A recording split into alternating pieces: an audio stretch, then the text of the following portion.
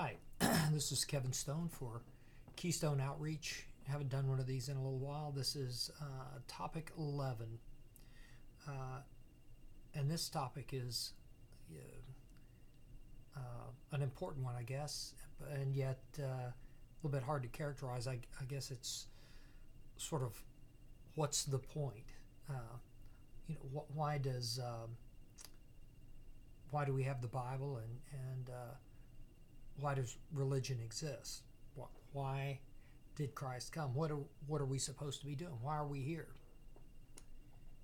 It's an important topic, and it's one that's been the answer's been all but completely lost. So,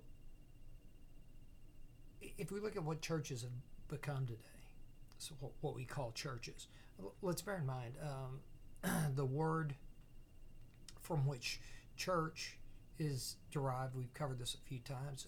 Is outreach. It's not a building or even really an organization. It's more of a verb really than it is a noun. It's the thing that we're supposed to be doing. If you could coalesce it down to a meaningful synonym or noun, it would probably be ministry. The ministry. That's the church. To Christ, it was his disciples going out and literally going door to door to spread the gospel. But why? What's the point? Well, I think we've lost the point, and this is true of a lot of my friends and a lot of my loved ones. They're what they mistake for the faith and what they mistake for religion is a complete counterfeit. And let's take a couple of examples. Let's look at the mega churches. They're one of the most egregious examples. But prosperity preaching, and what they condense everything down to is that somehow the ministry, the Bible, the gospel, Christ's Sermon on the Mount, and everything else, they would have you believe is all about telling you how to have a prosperous life here on earth, which is patently ludicrous, and we'll go into why. And then their entire religions are they're not really denominations. They're separate religions that sort of hijack the name of Christ, that are predicated on similar falsehoods. Christian Science is one. Mary Baker Eddy's teachings, which are predicated on the idea that the Bible is a health manual, essentially. That's what the ministry is sort of an esoteric text telling you how to heal yourself so that you can enjoy ideal health here on planet Earth. The Bible is not about our existence here. Why are we here? Genesis tells us right off the bat. Adam and Eve sinned, and then failed at their opportunity to repent. They were given one simple rule not to break. Eve was tempted into breaking it, and then having broken it, when she came to Adam,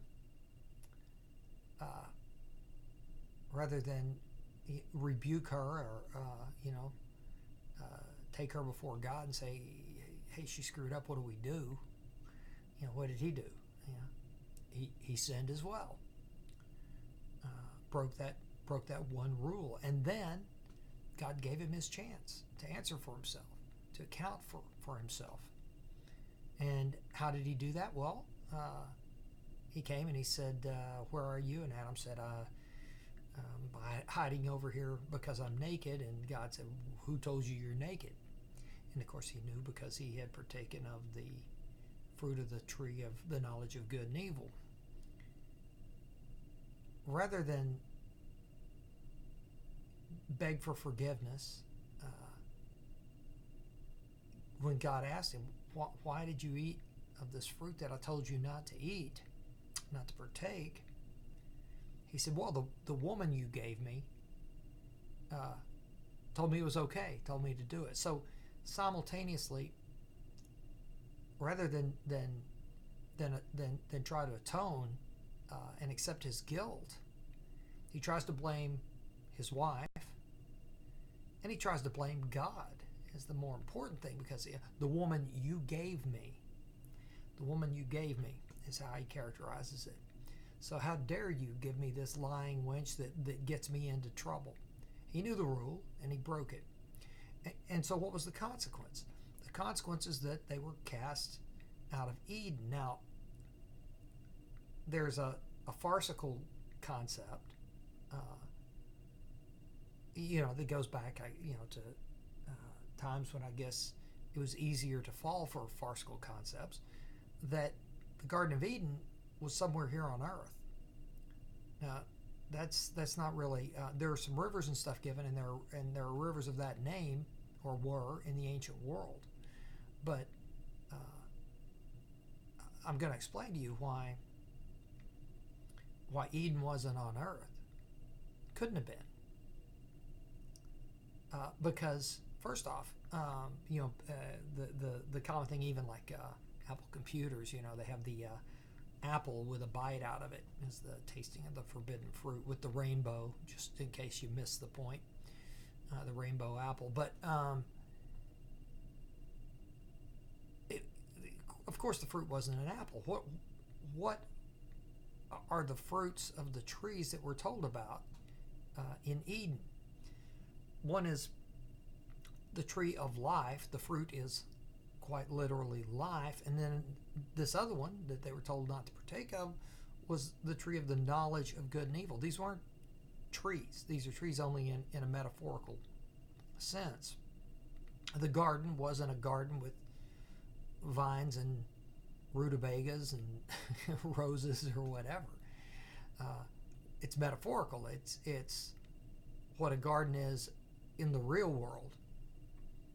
And how do we know that, again, how do we know this wasn't somewhere in the real world? Well, when Adam was cast down in his debased state, one of the things that we're told is that now he had to eat of the herbs of the field. So he was having to eat actual plants. Where he was before, we're told what the fruit is. Knowledge, life, Earth is a debased state. And there are books that have been excluded. We can argue all day about whether given books should have been excluded, or whether excluded books should be taken as actual gospel.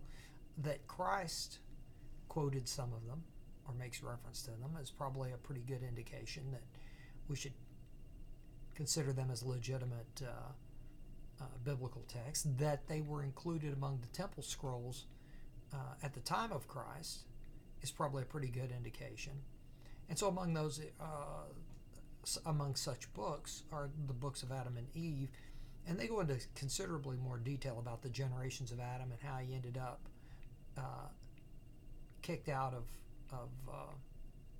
Eden, which was an exalted state. It wasn't a flesh and blood state, and down to earth, and that this was already a dwelling place for some other type of people. That down in the mountains, or down in the valleys below the mountain, there were these other people that were already there, that they were commanded not to talk to or interact with or commingle with. But of course they did. And the real reason for the flood that's given in the books of Adam and Eve, the sins of man, are that the generations of Adam, after being told not to go down from their mountain, did one by one, kind of amazed with all the music and artistry and everything else that the people of the valleys were capable of. They were wearing these brightly colored clothes and all sorts of stuff, and So eventually, the only people left, faithful to God, keeping themselves separated from whoever these other people were and not commingling with them, was Adam and his sons, and that's why they lived on beyond. Uh, the purpose of the Bible and the purpose of religion and the gospel is to prepare us to go back to where we were, uh, to again be worthy of the presence of God, to dig ourselves out of this place. We're not meant to, we're meant to accept where we are, just like if you're in prison, you don't want to be slamming your head into the concrete wall every day. You have to accept that you're in the prison, and you obey the rules of the prison, and you do your time, and then you get out. But the point is not to enjoy the prison, to optimize the prison experience, because prison is punitive. So the idea, there was a point, early on when there weren't that many people, when just to survive you had to have a certain level of prosperity. You had to have plenty of, livestock and stuff like that to make sure that you were fed through, if there was a famine or whatever else. But wealth was never the point, and that's why wealth has always been eschewed in biblical law. That's why Christ said it's easier for a wealthy man to pass a camel through the eye of a needle than for a wealthy man to attain heaven. We're not supposed to be wealthy. We're not even necessarily supposed to be healthy. Now, people will point out that Christ cured, healed the sick. He did in fact. But Christ's teachings were allegorical. That's why he taught in parables, began teaching in parables. Because trying to explain precepts of a place that we've never seen and a type of existence that we can't even wrap our heads around is kind of an exercise in futility. We have to learn higher principles from the common things that we know. So the physical healing of the sick is not why Christ was here, and that's of course that's where Christian Science gets lost immediately. Oh, Christ came to heal people. No, he healed people as a sign of a different type of healing. In the same way that his parables weren't about bridegrooms and fathers loaning stuff to their sons, and they're about the higher principles embodied, and that's where churches get lost and go astray. The point is, we weren't created to be here. We were created for a completely different type of existence. And if we follow the rules and the precepts that the scriptures try to teach us, that's what we aspire to. And we have no love for this world. People try to ascribe a certain level of evil, I guess, to God, in that he allows bad things to happen in this world, or to this world. I think one of the greatest sort of anti-Christian failings is this worship of nature and the environment. This isn't our place. This isn't our world. It's entirely possible that God didn't even create it, because what appears to have happened is that when Adam was cast out, the punishment sort of fit the crime. It's like if you're going to be disobedient, like the last disobedient creation that I had, fine. You can go live in his world and see how you like it there compared to my paradise. So it's entirely possible that this was the, as a matter of fact, I would suggest that a careful reading of the books of Adam and Eve, and even of Genesis, points to this world actually having been either the creation of, or at least the playground of, Satan and the fallen. And you know, people will say, well, how can you say that? It says God did blah blah blah. No, you know, so much of our misunderstanding is due to mistranslation. But a lot of what is ascribed to God, the actual Hebrew word used is a plural, Elohim, and it can also be a plural possessive, like those of Eloi. Now, you know, when Christ cried out in Hebrew to God on the cross, what did he say? He said, did he say Elohim, Elohim, lama sabachthani? No, he said Eloi. Okay, so that's the singular.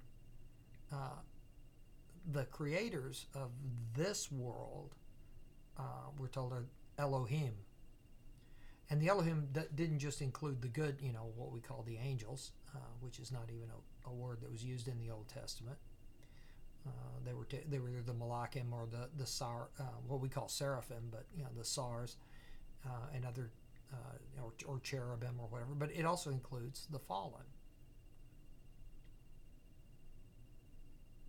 For example, when we're told that the sons of God saw the daughters of men, that they were fair and took to wife as many as they chose, and to them were born giants and men of great renown. Do you think the sons of God it's talking about there are good angels? So the term gets used, but it, you know, we variously translate it, and more often than not, Elohim gets translated just as God, and that's not correct. So here we are down here, and we're not supposed to be getting used to this, and it's not. It may be our job to be stewards of this place while it's our home, but it's not supposed to be our home. And that's evident also in the Revelation. When Christ comes, what's the first thing he does? He wipes away the old earth and the old Jerusalem and creates there's a new heaven, there's a new earth, and there's a new Jerusalem.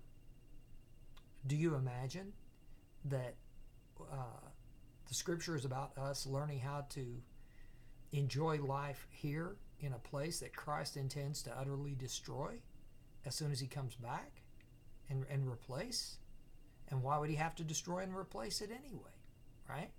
If it's God's creation, why would the Messiah come back and destroy it? So if you think that the Bible is about giving you a happy life here and assuring your prosperity and your health and well-being, how'd that work out for Christ? He left this world nailed to a cross, as did most of his disciples met similarly grisly fates. And unlike him, they weren't resurrected in this to this life. He's got unfinished business here, so he came back to prove that death has no hold on him. We didn't have to prove it more than once. Death is our escape. It's not a penalty. It's our escape from here. The mistake is making peace with this place. Who's the king of this world? Who's the Bible tell us is the king of this world? Who's Rex Mundi? Satan. There's a reason Satan was able to tempt Christ, take him up to the top of a mountain and say, look at all this as far as you can see, this world. I'll give you this. Now, Christ knew who Satan was. If he didn't say, this is not yours to give, instead, he declined the offer because he knew he knows whose world this is.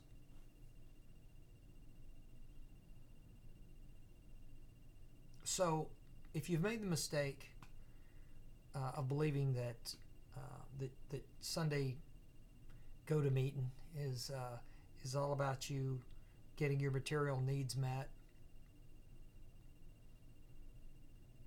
curing an illness, and let's stop down. Look, how many times have you been in a Sunday service and the minister says, "Oh, and we want to, lend our prayers to the widow Johnson who's battling cancer or inflamed gallbladder or God knows whatever, and for her immediate healing, for her to pop back up onto her feet out of that hospital, and the next weekend you're at church and the widow has passed away." If you believe that the purpose of church is to heal people, now, like, if there's somebody who's still got stuff to do, that's one thing. We all die here. And what sort? I mean, you'd have to imagine some kind of a schizophrenic God. Now follow me here. If God put us here and commanded that we have to die, we're here as punishment, and we have to die, how sadistic would he have to be to also offer to keep us alive longer, right? I mean, it's something that doesn't even make sense. Why would someone who has sent you and condemned to death then endeavor to make sure you don't die? It's ludicrous on its face. It's a vanity and a folly to ask God to keep somebody from dying. It's what we're here to do. What you need to be praying for God to do is that while people are here and before they die, to make sure that they understand what the right message is, to understand why we're here, what we're trying to set right. And if you have a fundamental misconception of what the Scripture is about, how are you going to do that? And people will say, well, Christ brought Lazarus back to life. Yeah, again, that's a symbol that our death here doesn't have to be eternal. That God has given Christ the power of life and death, but it's a bigger life and death than what we're talking about here.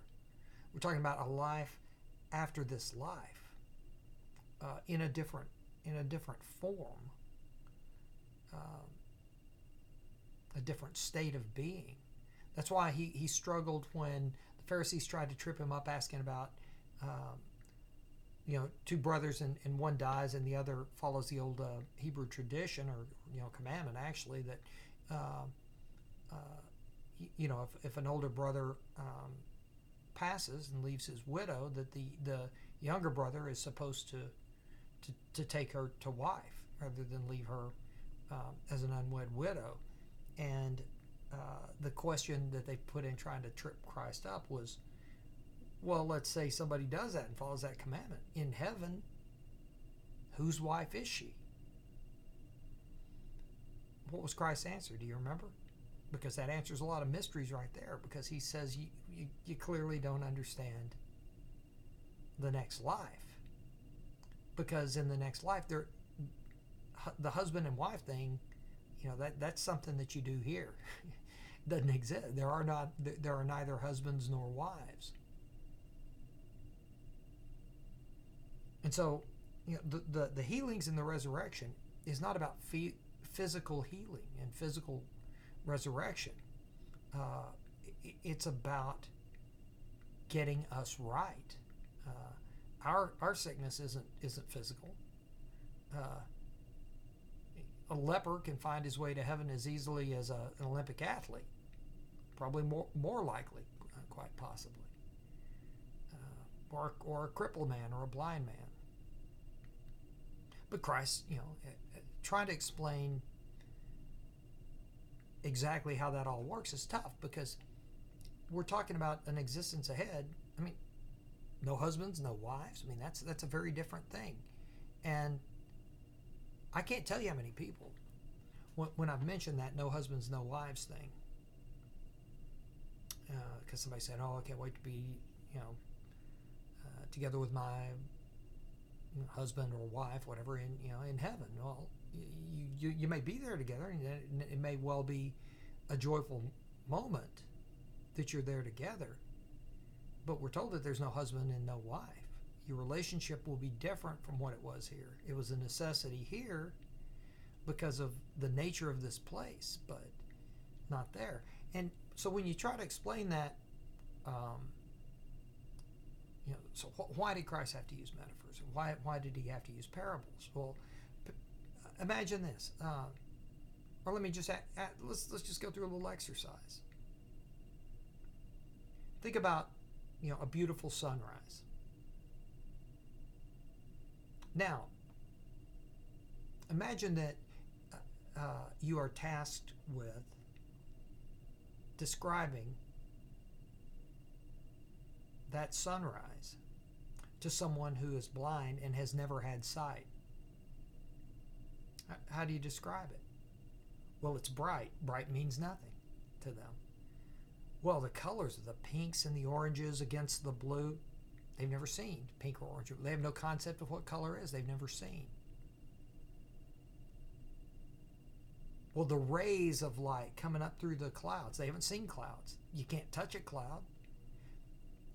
You say it's fluffy, like what? What does fluffy look like? What do rays piercing through look like? How do you so seriously, take a minute. Try to describe a sunrise in a way that would be meaningful to somebody who has never seen. And there you begin to understand the challenge of Christ and all the prophets, for that matter. God himself, in the words that he conveys, tries to convey things to us.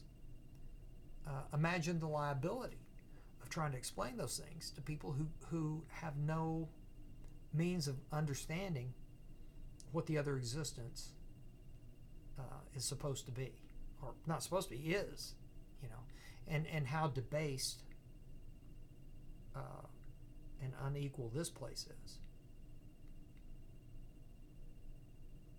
So we're not meant to love this world. We're meant to to treat it respectfully, with to be good stewards, I guess, for our future generations. But without us, there's no meaning to this world. And indeed, I mean, look at all that it's been through. There's been wave after wave of different, really creepy, pretty terrifying forms of life. Again, you believe God created all that? Look at what's in the world today. Snakes and scorpions and stuff. Poisonous stuff that bites you, and mosquitoes and ticks and things that suck your blood, and stuff that'll tear you apart. Lions and tigers and bears, oh my. I mean, it's a brutal, horrible world when you get right down to it. You don't believe me? Turn on Discovery Channel and watch great whites or even killer whales, which we kind of hold in high esteem. But they're out there tearing seals apart, ripping them limb from limb, and devouring them. It's a brutal, brutal world with things tearing other things apart with their teeth and claws, or poison, or whatever else. It's not our world. It's no reflection of heaven, or even the next earth. It's so far from any kind of reflection of any concept of paradise. Why would you imagine that it's the creation, the sacred creation of God? This certainly looks like the creation of something else entirely to me. The playground of the fallen, trying to create their own minions, I guess, and creating horrors and monsters in doing it. So, if you think the Bible's about healing, physical healing, you've missed it. If you think it's about prosperity, you've completely missed it. And Christ even told you that. Camel eye of the needle, So what do you think? I mean, what are you thinking? If you think it's about healing the widow Jones, to what end? So she gets older and dies next year? How can God let bad things happen to good people? Well, we all die here. He knew when he sent us here that there was sickness and death here. Are the people who send convicts to prison, are they bad people? Or is prison, by its own nature, necessarily unpleasant, necessarily an evil?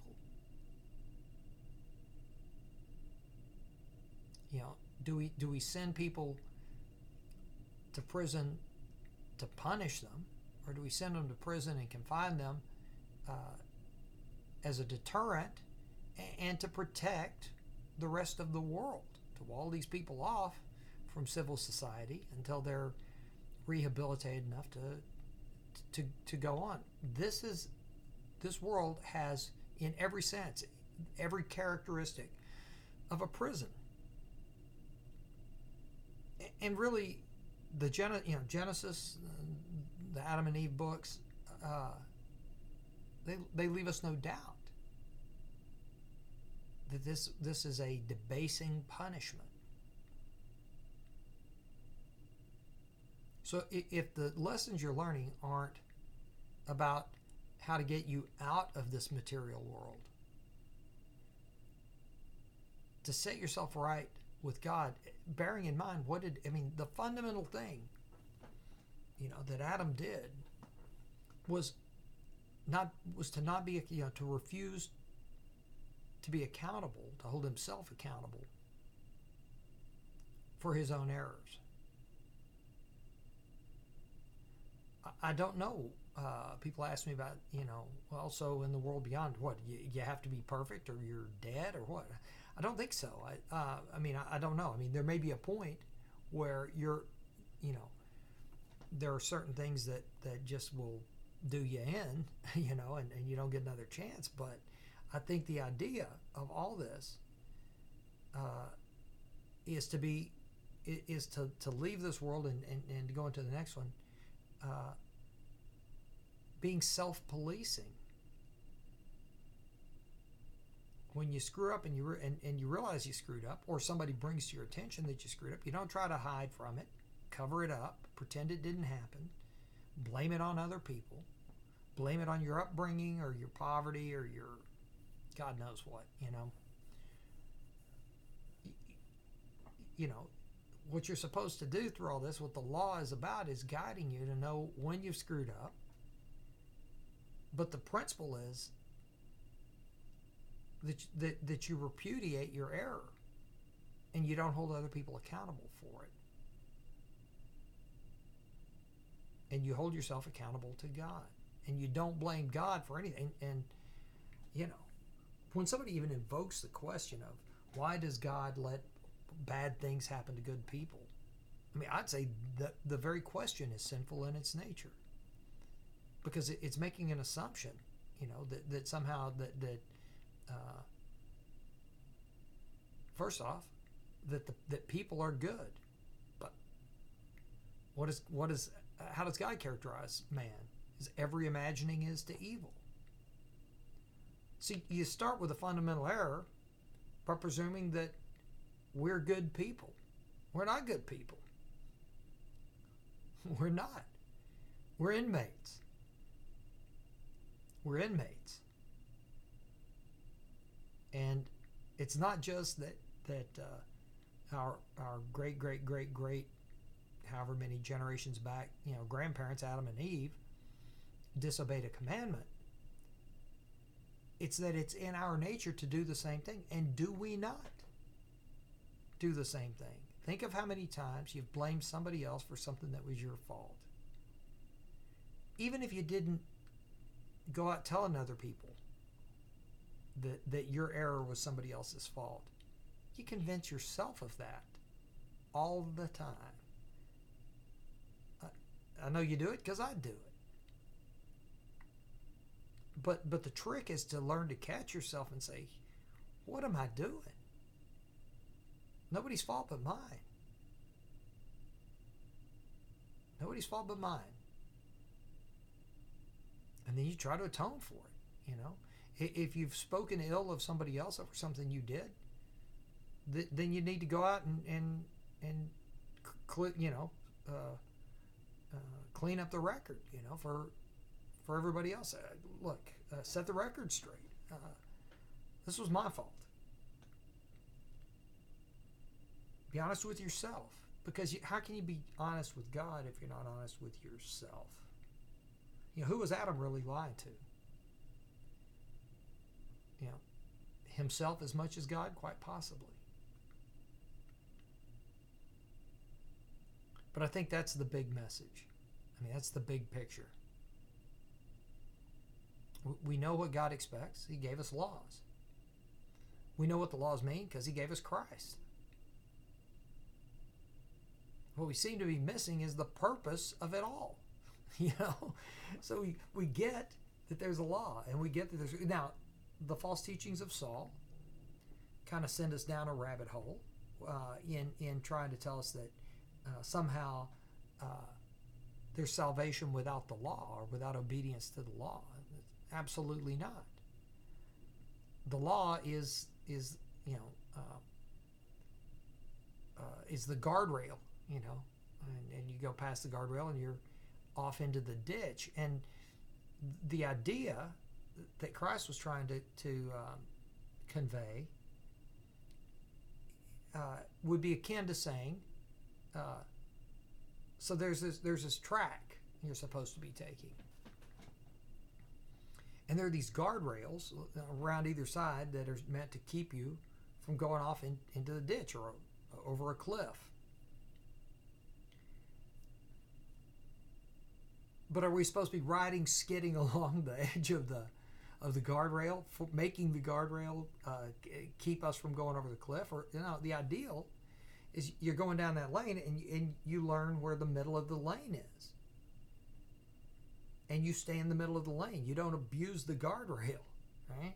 And so it's there. If you slip up, you nod off for a second, you do something you're not supposed to, boom, there's the guardrail, to keep you from tumbling to your death. But you don't just take your hands off the wheel. I think that's what Christ was trying to tell us. You don't just take your hands off the wheel and rely on the guardrail, which is what the Pharisees were doing. So I don't know. I hope this has been helpful. I've been trying to think of a way to get people to understand that where organized religion has taken us is someplace completely anti-biblical, anti-Christian.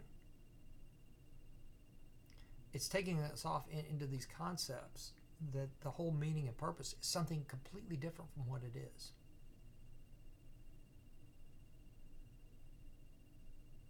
So that's that's it. Once again, this has been Kevin Stone for Keystone Outreach. Not sure how many of these I'm going to do. I would like to think that something like this is enough of an eye-opener to get you thinking enough that you go out and do your own search, spend some fraction of the time that I've spent trying to get it all right, and study Scripture to make sure that you're not drowning in misconceptions about what's even in the Bible and what's not, what you've been told. But I think this is in broad strokes. I mean, this is about as well as you can paint the picture. And I think if you go back and you review this Christ's sermons and his parables, you'll see. I mean, that's the whole point, is people doing the right thing for the right reasons and holding themselves accountable. It's just like the thing of people, the bride's party, falling asleep and missing the wedding, right? So that's just holding yourself accountable. All right, that's it. Maybe I'll see you on another one. These are getting a little few and far between because I'm finding I'm not having a lot of time to do them, to be honest. But it's important stuff, so we'll try to get a few more out there. But think about this, and if you got questions, reach out to me. Give me a shout, and we'll talk. You can tell me how wrong I am, and then I can tell you, I can show you that I'm not. Okay, that's the way this stuff works. All right, have a good day, and we'll see you next time.